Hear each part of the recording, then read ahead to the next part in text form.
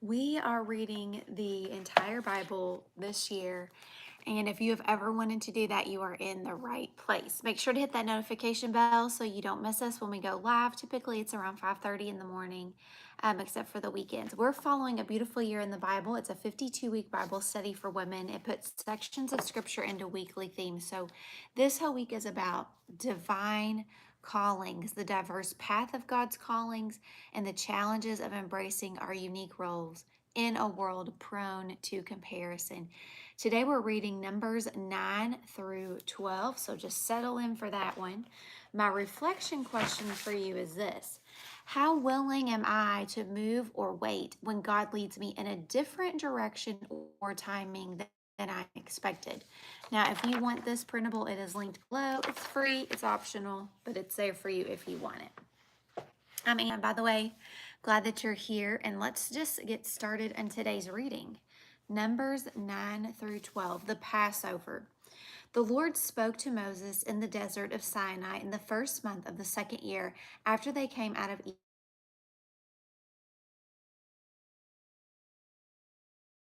Celebrate the Passover at the appointed time. Celebrate it at the appointed time at twilight on the 14th day of this month, in accordance with all its rules and regulations.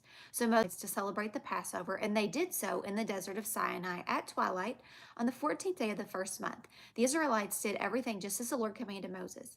But some of them could not celebrate the Passover on that day because they were ceremonially unclean on account of a dead body. So they came to Moses and Aaron that same day and said to Moses, "We body, but why should we be kept from presenting the Lord's offering with the other Israelites at the appointed time?" Moses answered them, "Wait until I find out what the Lord commands concerning you."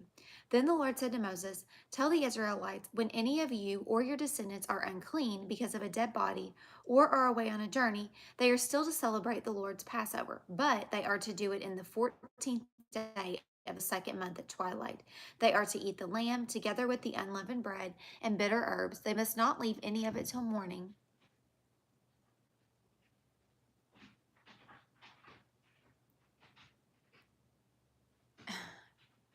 Can hear one of my dogs moving around. They must not leave any of it till morning or break one of any of its bones. When they celebrate the Passover, they must follow all the regulations. But if anyone who is ceremonially clean and not on a journey fails to celebrate the Passover, they must be cut off from their people for not presenting the Lord's offering at the appointed time. They will bear the consequence of their sin. A foreigner residing among you is also to celebrate the Lord's Passover in accordance with its rules and regulations. You must have the same regulations for both the foreigner and the native born. Verse 15, the cloud above the tabernacle. On the day of on the day the tabernacle, the tent of the covenant law, was set up. The cloud covered it. From evening till morning, the cloud above the tabernacle looked like fire. That is how it continued to be. The cloud covered it, and at night it looked like fire. Whenever the cloud lifted from above the tent, the Israelites set out. Wherever the cloud settled, the Israelites encamped. And the Lord's command the Israelites set out, and at this command they encamped. As long as the cloud stayed over the tabernacle, they remained in a camp. When the cloud remained over the tabernacle a long time, the Israelites obeyed the Lord's order and did not set out. Sometimes the cloud was over the tabernacle only a few days. At the Lord's command, they would encamp, and then at his command, they would set out.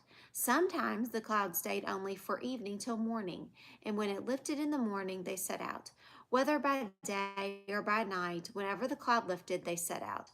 Whether the cloud stayed over the tabernacle for 2 days or a month or a year, the Israelites would remain in camp and not set out. But when it lifted, they would set out.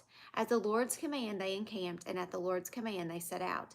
They obeyed the Lord's order in accordance with his command through Moses. Chapter 10, the silver trumpets.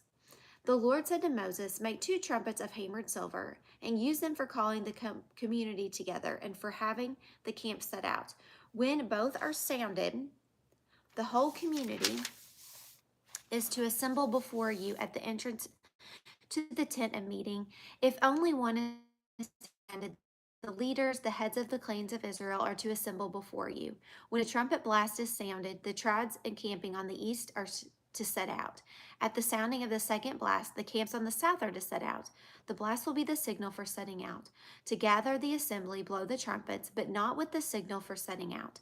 The sons of Aaron, the priest, are to blow the trumpets. This is to be a lasting ordinance for you and the generations to come. When you go into battle in your own land against an enemy who is oppressing you, sound a blast on the trumpets. Then you will be remembered by your Lord your God and rescued from your enemies. Also, at your times of rejoicing, your appointed festivals and new moon feast, you are to sound the trumpet over your burnt offerings and fellowship offerings, and they will be a memorial for you before your God. I am the Lord your God. Verse 11, on the 20th day of the second month of the second year, the cloud lifted from above the tabernacle of the covenant law. When the Israelites set out from the desert of Sinai and traveled from place to place until the cloud came to rest in the desert of Paran, they set out this first time at the Lord's command